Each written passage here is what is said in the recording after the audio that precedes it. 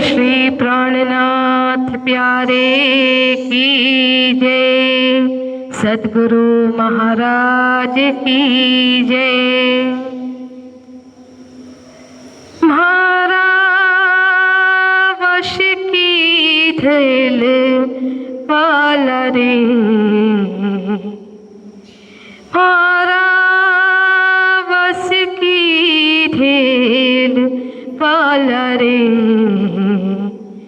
आमथी अलगा केम करी थाशो, आमथी अलगा केम करी थाशो। हूँ तो एवी नहीं रे सुहाली, हूँ तो एवी नहीं रे सुहाली। जीवचनी वहाशो, मारा वश की धेल वाला रे। अमथी अलगा केम करी थाशो, अमथी अलगा केम करी थाशो। ए तो नहीं अटकल नी ओल खान, ए तो नहीं अटकल नी ओल खान। जे तत खीण रंग पलटाओ,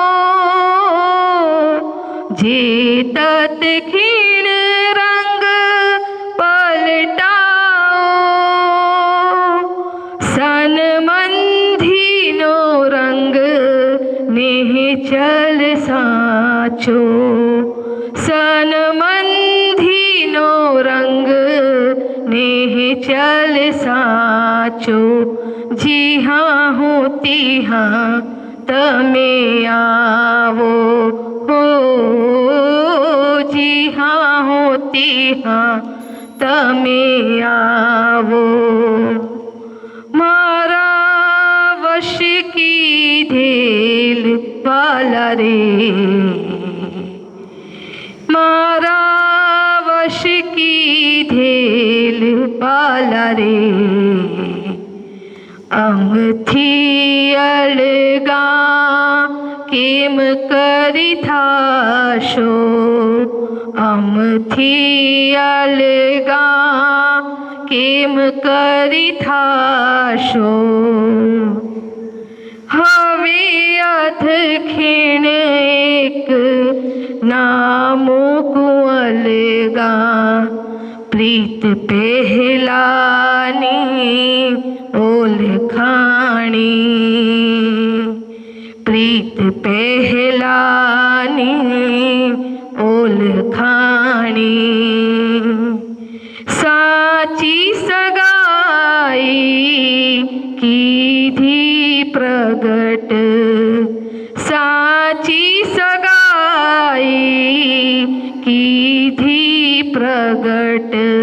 सचराचर संभलाणी, हो सचराचर संभलाणी।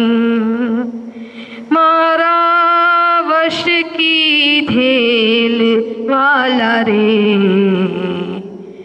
अमथी अलगा केम करी थाशो, अमथी अलगा केम करी थाशो। प्रेम विनोद विलास माया माहे, प्रेम विनोद विलास माया माहे। सुफल फेरो एम कीजे, सुफल फेरो एम कीजे। अखंड आनंद सदा इंद्रावती घरे, अखंड आनंद सदा इंद्रावती घरे, पूर्ण सुख लाहो लीजे हो, पूर्ण सुख लाहो लीजे। मारा वश की ढेल वाला रे, मारा वश की ढेल वाला रे, अमथी अलगा केम करी थाशो, अमथी अलगा केम करी थासो, हूँ तो एवी नहीं रे सुहाली, हूँ तो एवी नहीं रे सुहाली, जे वचनी वहाशो, मारा वश की ढेल वाला रे, मारा वश की ढेल वाला रे,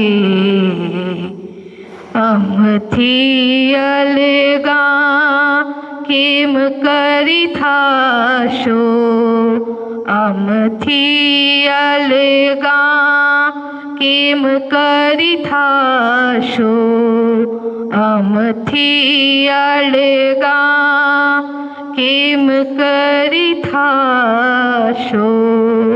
बोलो श्री प्राणनाथ प्यारे की जय। तैयारी कीजियो आगू करनी है दौड़, सब अंग इसका लेके निकसो ब्रह्मांड फोड़, निकसो ब्रह्मांड फोड़। बोलो कृष्ण कन्हैया लाल की, श्री निजानंद स्वामी की, श्री प्राणनाथ प्यारे की, महारानी बाईजुराज की, महाराजा छत्रसाल की, गुरुजी मंगलदास महाराज की, श्री कृष्ण प्रणामी धर्म की, तीनों पुरी धाम की, सर्व सुंदर साथ की, महामत कहे मेरे साथ जी प्रणाम। उपस्थित धर्मप्राण शिरोमणि सुंदर साथ जी, माताएं बहनें भाइयों, देखिए 3 प्रकार के लोगों से हमारी संगत होती है। एक है समाज, जो समाज में अनेक जात के, अनेक वर्ग के, अनेक वर्ण के, अनेक भाषा के, अनेक पहिरन के, उनका पहरावा भी अलग अलग होता है। ऐसे लोग मिलते हैं जब हम घूमने निकलते हैं, दुनिया घूमने निकलते हैं, तो एक समाज जो भिन्न भिन्न भाषा, भिन्न भिन्न जात, भिन्न भिन्न वर्ग,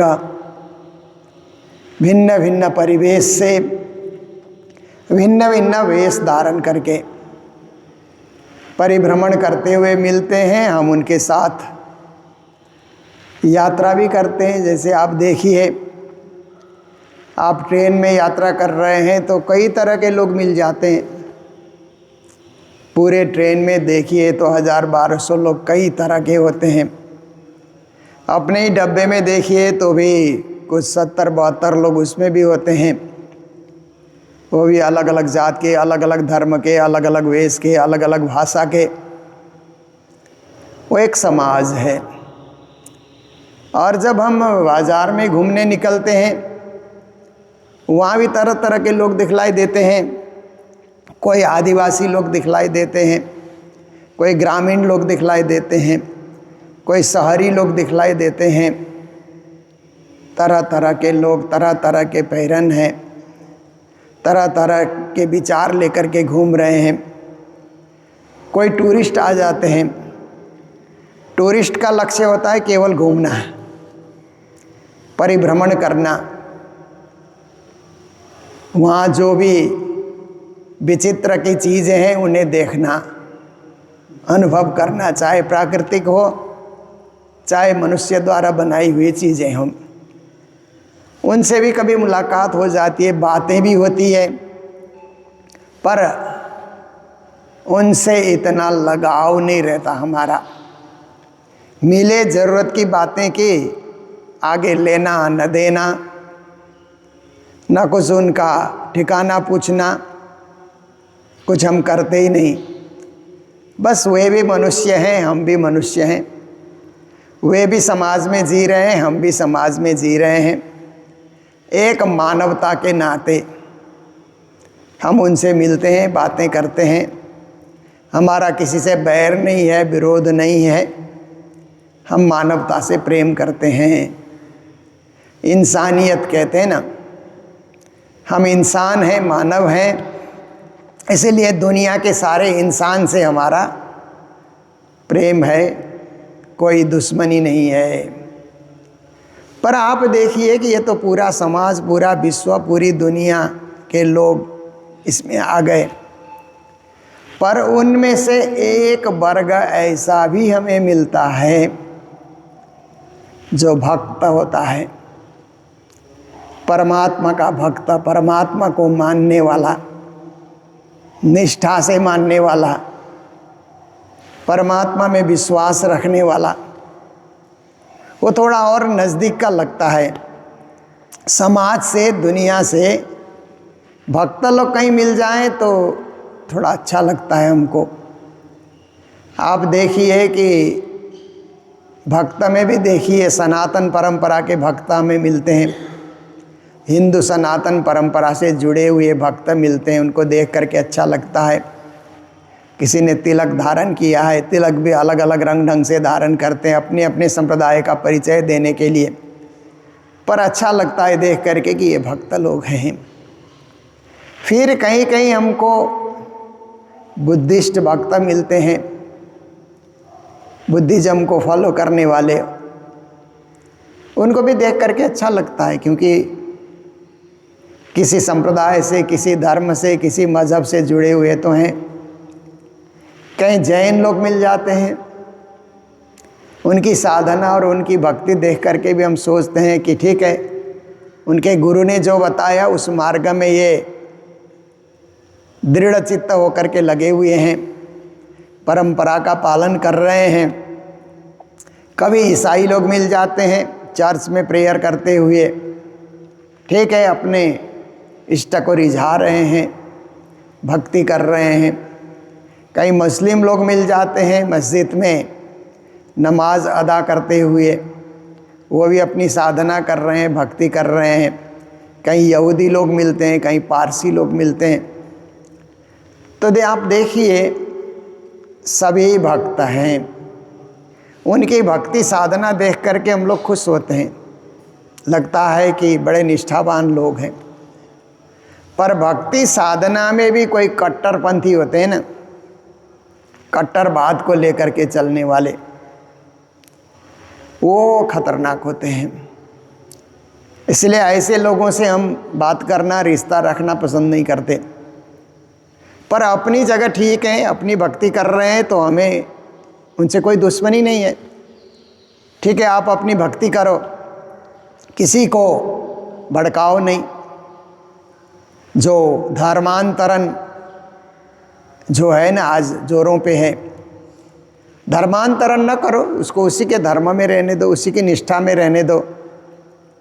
अपने पक्ष को मजबूत करने के लिए ज़ोर शोर से धर्मांतरण करना और एक दूसरे के धर्म की खंडनी कर देना, ये अच्छी बात नहीं है।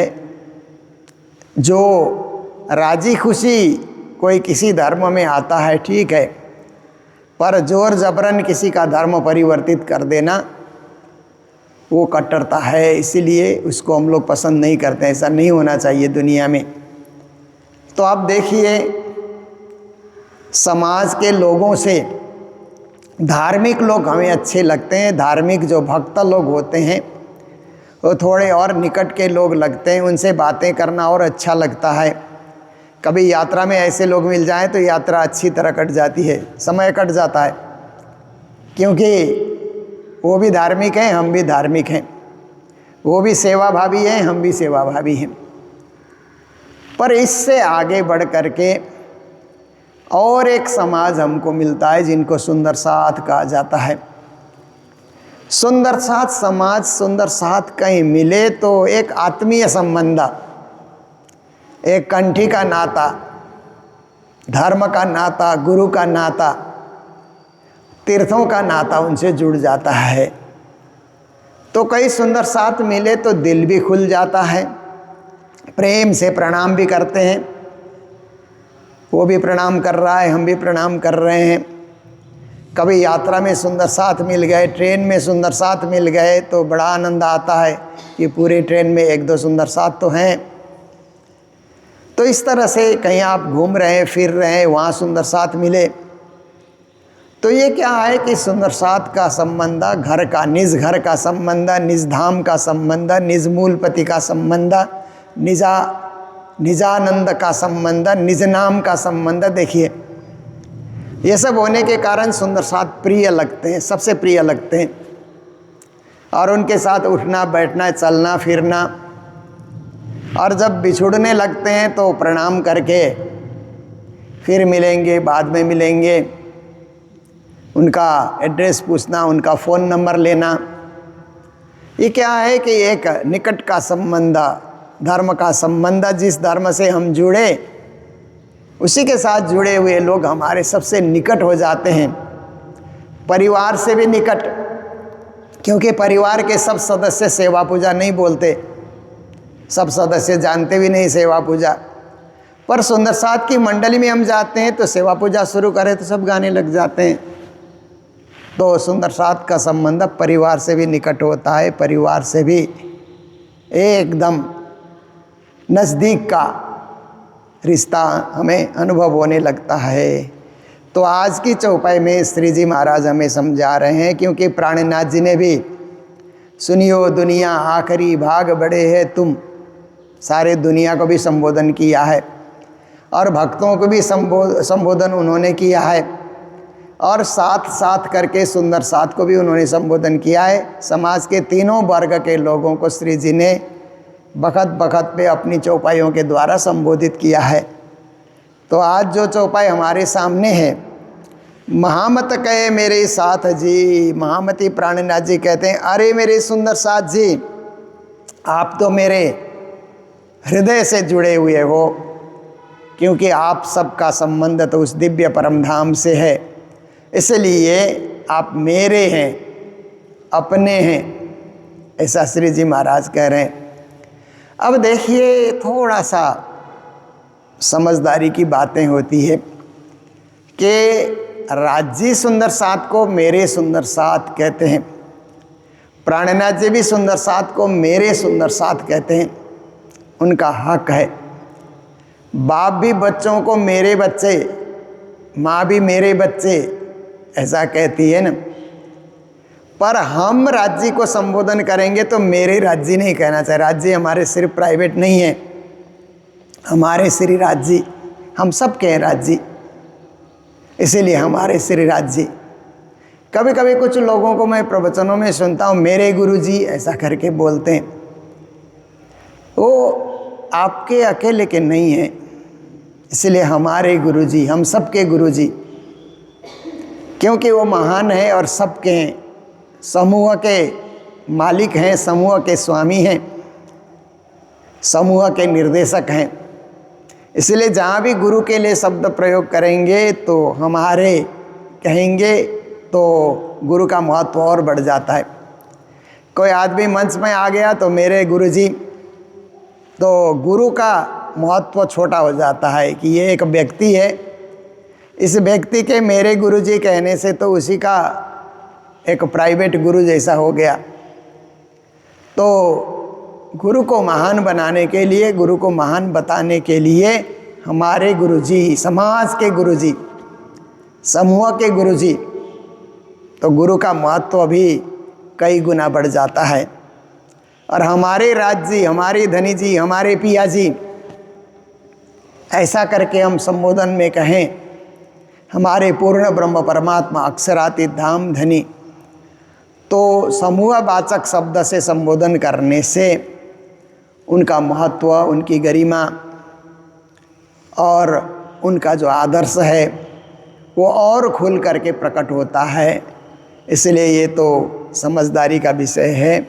श्री जी महाराज पर उस तरफ से, राज्य के तरफ से, प्राणनाथ जी के तरफ से, गुरु जी के तरफ से होता है तो मेरे कह सकते हैं, पर हमारी तरफ से, जैसे आप विचार कीजिए ना कि गुरु जी ने दास अमंगल दास हो कहा, तो गुरु जी ने लिखा है हम यही बोलेंगे करके जिद करके नहीं बैठना चाहिए। हम आदर करते हैं, सम्मान करते हैं, हमारे मुख से उच्चारण ही नहीं होगा दास मंगल दास हो ऐसा करके। श्री गुरु मंगल दास हैं, सतगुरु मंगल दास हैं, कुछ और ढंग से आप उनको संबोधन कर सकते हैं, समाज में प्रस्तुत कर सकते हैं। तो ऐसे ही हम हमारे धनी को भी इसी तरह संबोधन करके उनका आदर्श, बाकी चौपाइयों में जो लिखा है सो तो लिखा है, और भजनों में जो लिखा है सो लिखा है, भावना युक्त होकर के परमहंसों ने जो लिखा सो लिखा, उसको हम परिवर्तित नहीं करेंगे। पर अपनी बोली में, अपने संबोधन में, अपने विचारों में, अपने लेख में, अपने कोई भी प्रस्तुति में हम आदरवाचक शब्द से, समूहवाचक शब्द से उनको संबोधन करेंगे ताकि अधिकांश लोग उससे प्रभावित हो जाएं। लीजो आखर के वचन ना, कहते हैं ये जो वाणी वचन है ना, तारतम सागर के शब्द हैं, ये आखर के शब्द हैं। सुनियो दुनिया आखिरी भाग बड़े हो तुम। आखर का अर्थ होता है ये कलियुग जो है। कलियुग में भी क्या हुआ कि पहले तो सत्य त्रेता द्वापर युग तक तो क्या था कि सारे ज्ञान खंड को मौखिक पढ़ाया जाता था और उसको मौखिक ही याद किया जाता था, सुन करके। गुरु ने पढ़ाया, शिष्यों ने याद कर लिया। प्राचीन काल में यही पद्धति थी, कोई लिखना पढ़ना कुछ नहीं होता था। गुरु ज्ञान देता है, चेला उसको ग्रहण कर रहा है। कापी पुस्तक की कोई ज़रूरत नहीं, तब कागज़ का आविष्कार ही नहीं हुआ था। फिर धीरे धीरे जब कलियुग का समय आने लगा, द्वापर का अंत आया, तो ऋषियों ने, मुनियों ने देखा अब कलियुग के प्राणी का दिमाग इतना ग्रहण करने योग्य नहीं रहेगा, क्योंकि कलियुग तो कल पुर्जों का युग होगा। कल पुर्जों पे लोग ज़्यादा डिपेंड होने लगेंगे। इसलिए दिमाग में उनको सब कुछ ये वैदिक ज्ञान रखना, पौराणिक ज्ञान रखना उनके लिए संभव नहीं है। तो फिर उन्होंने क्या किया कि जो दरख्त के छाल हैं, पत्ते हैं, उनमें लिखना शुरू किया। धीरे धीरे पहाड़ी कागज़ का आविष्कार हुआ। फिर उसके बाद धीरे धीरे फिर लिखने की परंपरा शुरू हो गई। लगभग 5000 साल से आप देखिए ये लिखने की, क्योंकि आज जितने भी हस्तलिखित चीज़ें मिलती है वो 5000 साल के अंदर अंदर की चीज़ें मिलती है। लगभग तो 3000 साल से इधर की ज़्यादा मिलती है। जो भी अभिलेख वगैरह हैं, शिलालेख वगैरह हैं, जो कुछ भी है आप देखिए, तो उससे पुराने कुछ मिलते नहीं हैं। तो इसका अर्थ है कि लिखित रूप में बाद में शुरू हुआ। पहले तो गुरु के मुख से सुना, उसी को कंठस्थ कर लिया। तो वेद लिखे गए, 4 वेद लिखे गए, फिर उपनिषद लिखे गए, 6 शास्त्र लिखे गए, महाभारत रामायण लिखे गए। उसके बाद फिर पुराण लिखे गए, 18 पुराण लिखे गए, और 18 पुराण में श्रीमद् भागवत भी उसी में आ जाता है। महाभारत में गीता भी उसी के अंतर्गत है। तो इस तरह से लिखते लिखते फिर संत वाणी शुरू हो गई। पहले ऋषि मुनियों की वाणी आई और उसके बाद आचार्यों की वाणी भी आई। कई आचार्यों ने कई ग्रंथों की व्याख्या की है, कई आचार्यों ने उपनिषदों की व्याख्या की है, कई आचार्यों ने भागवत और गीता की व्याख्या की है। वो परंपरा छूटने के बाद फिर संत परंपरा में क्या है कि सबसे पहले कबीर आए, फिर गुरु नानक आए, दादू आए, मीरा है, तुलसीदास, सूरदास और 1000 से भी ज़्यादा संत कवि हुए।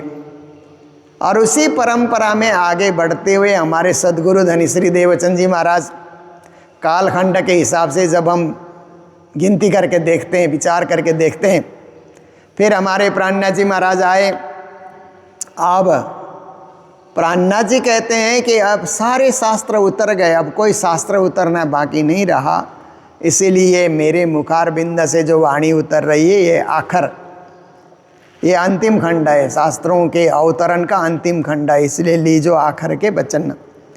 हुकुम शरत पहुँची दया, धनी का हुक्म भी हुआ कि वाणी प्रकट करो। ये उपजाई मेरे धनी कहते ना, तो धनी ने, मेरे धनी ने उत्पन्न किया, इसलिए उनका हुक्म हुआ, उनका आदेश हुआ। और शरत मतलब वादा किया गया था, कई शास्त्रों में ब्रह्म ज्ञान का अवतरण होगा, ऐसा जो भी वादे किए गए थे वो भी पूरे हो गए। पहुंची दया, और धनी की दया भी आ गई, उनकी दया हुई, कृपा हुई, मेहर हो रही है। इसीलिए दया का सागर, मेहर का सागर प्राणनाथ जी अपनी वाणी में प्रस्तुत करते हैं। सब कुछ एक साथ हो जाता है, संयोग हो जाता है तो सब कुछ जुड़ जाता है, संयोग न हो तो कुछ होता नहीं है, जुड़ता नहीं है, कार्य सिद्ध नहीं होता, और कार्य सिद्ध संयोग से होता है। तो श्री जी कहते हैं सब कुछ संयोग हो गया। कछु अंग अपने करो रोशन, अब जागने के लिए आप भी अपने अंग में प्रकाश फैलाओ, ज्ञान का प्रकाश, तारतम का प्रकाश, वाणी का प्रकाश फैलाओ। और वाणी का प्रकाश, तारतम का प्रकाश हमारे अंग में कैसे फैलेगा? उसके जाप करने से। निज नाम जपते रहो, निज नाम जपते रहो तो तारतम का प्रकाश हृदय में फैलेगा। और फिर वाणी का पारायण करते रहो तो वाणी में जो आचरण बताया गया है उस आचरण के अनुसरण से हमारे जीवन में परिवर्तन आता है, जीवन में शुद्धि आती है, बुद्धि की भी शुद्धि होती है। तो इस प्रकार से हमारे अंग में धर्म का प्रकाश, ज्ञान का प्रकाश, भक्ति का प्रकाश सब कुछ फैलने लग जाता है। पर इसके लिए आपको तैयार होना होगा। तैयारी नहीं है तो कुछ नहीं होगा। आप बीमार हैं, डॉक्टर के पास गए, डॉक्टर ने दवाइयाँ लिख दी, दवाई दुकान से दवाई लेकर के आए, इधर टेबल में दवाई है, पानी का ग्लास भी वहीं रखा हुआ है, आप दवाई लेते ही नहीं हैं। सब कुछ तैयारी है, पर समय समय से जो निर्धारित दवाइयाँ हैं उनको आपको ग्रहण करना है रोग दूर करने के लिए, आप करते ही नहीं हैं तो कोई लाभ नहीं हुआ, कोई असर नहीं हुआ। सब कुछ आपके निकट है पर उसको आप ग्रहण नहीं कर रहे हैं। इसी तरह वाणी है, बीतक है, चर्चनी है, विराट है, ज्ञान है, भक्ति है, सेवा पूजा है, पर हम करते ही नहीं सेवा पूजा। कई कई घरों में देखा जाता है कि सेवा पूजा ही नहीं होती है, बस राज्य को सजा रखा है, इतना ही है। महीने भर बाद उनके घर जाओ तो वही श्रृंगार, वही रंग ढंग, कुछ नहीं। अब ये आर्टिफिशियल फूल होते हैं ना, वो लगा रखे हैं, और रोज़ ये जो नेचुरल फूल हैं, प्राकृतिक फूल हैं, ये आप चढ़ाएंगे तो दूसरे दिन उनको हटाना होता है। चंदन लगाया है फोटो में तो वहीं पड़ा रहेगा, दूसरे दिन पूजा करते हैं तो गीले कपड़े से उसको पोंछना चाहिए, चंदन को साफ करना चाहिए। सेवा भक्ति वो कहलाती है ना। पर अंग में रोशन होगा, हृदय में प्रकाश फैलेगा तो ये सब कार्य अपने आप होता है, कोई सिखाने नहीं आएगा। हृदय में अपने आप भाव प्रकट होता है और सेवा अपने आप ही होने लग जाती है।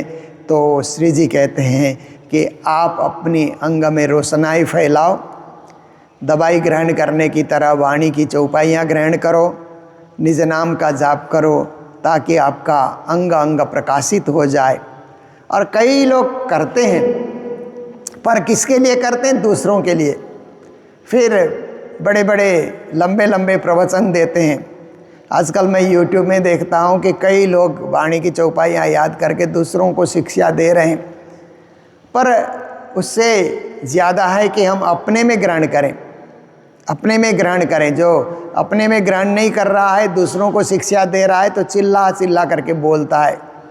जो चिल्ला चिल्ला करके बोल रहा है, तो आप देखिए कि ये क्या है, केवल पर उपदेश कुशल बहुत तेरे, जे आचरहि ते नर न घनेरे। संत तुलसीदास जी ने कहा ना, दुनिया में सबसे सरल काम होता है दूसरों को उपदेश देना, और दुनिया में सबसे कठिन काम होता है अपने में उसको धारण करना, अपने आचरण में लाना। वो सबसे कठिन कार्य है, और हम लोगों को उपदेश देना सबसे सरल कार्य है। तो तुलसीदास जी कहते हैं, पर उपदेश देने वाले ज़्यादा मिलेंगे, आचरण में उतारने वाले कम लोग मिलेंगे। जो आचरण में उतारते हैं वही सही लोग होते हैं। वो धीरे से बोलते हैं, समझदारी से बोलते हैं, और औरों के जीवन को मंगलमय बनाने के लिए बोलते हैं, केवल अपने प्रतिभा प्रकट करने के लिए नहीं बोलते। तो श्री जी कहते हैं, ठीक है, औरों को मार्गदर्शन करना चाहिए, पर आप अपने अंग को तो रोशन करो। आपके गुण अंग इंद्रिय प्रकाशित हो जाए तो ही आप इस काम के लिए सक्षम बनोगे, सफल बनोगे, और सबका भी कल्याण होगा, आपका भी कल्याण होगा। तो इन्हीं शब्दों के साथ हम लोग बीतक के बिल्कुल निकट पहुंच चुके हैं। तृतीया का उपवास, चतुर्थी का उपवास, और फिर बीतक प्रारंभ। ये 3 तिथियां एक साथ आती है। श्री जी महाराज के धाम गमन की तिथियां हम सब मंगल धाम में और मूल मंदिर में दोनों जगह ही बिरहानी गा करके इसका पालन करेंगे, और फिर बीतक कथा दोनों जगह ही होगी। तो ये सारा सुंदर सुंदर कार्य, 1 महीना व्यापी कार्य, गुरु पूर्णिमा से शुरू होकर के कृष्ण जन्माष्टमी तक, नंद उत्सव तक चलने वाला ये पर्व हमारे सामने आ रहा है, और हम हर्षोल्लास के साथ इस पावन पर्व को मनाएंगे, हाजिरी देंगे, और सारे कार्यक्रम में सहभागी बनेंगे, सुनाने में भी, सुनने में भी, सेवा करने में भी, और जीवन को धन्य बनाएंगे। तो मंगलधाम में जो सेवाएं आती रहती है, मैं चर्चा में होता हूँ तो सबका नाम उच्चारण करता हूँ। तो श्री कैलाश जी अग्रवाल, शारदा जी अग्रवाल ने अपने सुपुत्र हरीश के जन्मदिन के शुभ अवसर पर भंडारे की सेवा प्रदान की है। उनको मंगल बधाई, मंगल कामनाएं। और इसी प्रकार से मुंबई निवासी परमधाम वासी नंद किशोर सराफ, उनके सुपुत्र मनोज की पुत्री निष्ठा के ओर से एक छात्रा की पढ़ाई के लिए सेवा में प्राप्त हुई है, उनको भी बहुत बहुत धन्यवाद, मंगल बधाई।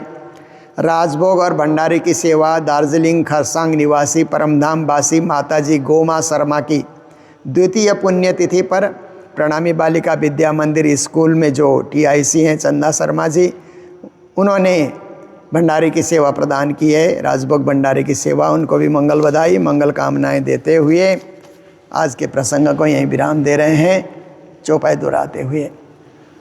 बोलो श्री प्राणनाथ प्यारे की, सतगुरु महाराज की।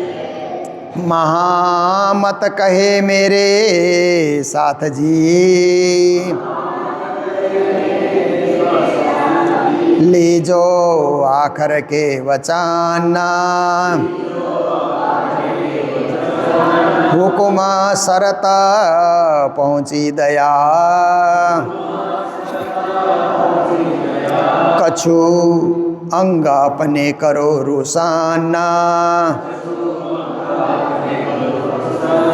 कछु अंग अपने करो रुसाना। बोलो श्री प्राणनाथ प्यारे की, श्री धाम के धनी की। प्रणाम।